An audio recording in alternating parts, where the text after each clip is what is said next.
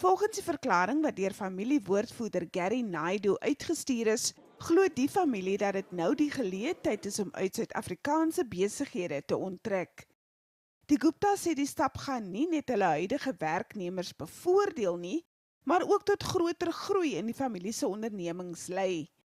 Die Guptas word daarvan beskuldig dat hulle politieke houvas op president Jacob Zuma het, asook insaag in die aanstelling van kabinetsministers.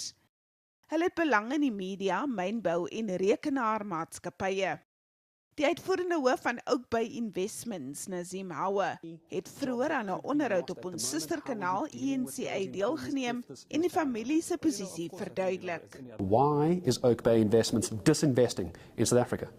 Well, the family took a decision in April to step back from all active roles in the hope that it would stop the constant media attacks on them. You would of course recall that we lost the banks and all those processes. So their first step was to step back from active involvement in the business.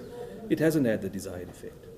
I think the family now wants to act in the best interest of our 7,500 employees and take a step backwards on that basis. But what has really prompted it, I think, is two things. One is we must see the April decision as a forerunner or precursor to the actual decision. This is going to have massive impact, though, as far as your employees of Oakbay Investments is concerned. I'm curious about the one part of the statement where it's going to benefit South Africa, the country, is what the statement actually says. What do you mean as Oakbay Investments it's going to benefit the country? Well, let me maybe start with the employees, and I'll start with the group executive. I think the group executive is very, very sad about this decision. It's not a decision we wanted. I'll speak for myself. I've been in the group now for nearly 6 years. I came into the group and I worked with the shareholder. The shareholder, I hear you talking about controversial. I think it's an adjective put on them by the media. I found them to be very good people to work with. I found them to be highly ethical in all their dealings. It's an unfair title? I think it's an unfair title. I think they've been very, very ethical in all their dealings. Every single transaction we've done has been at arm's length. It's been transparent.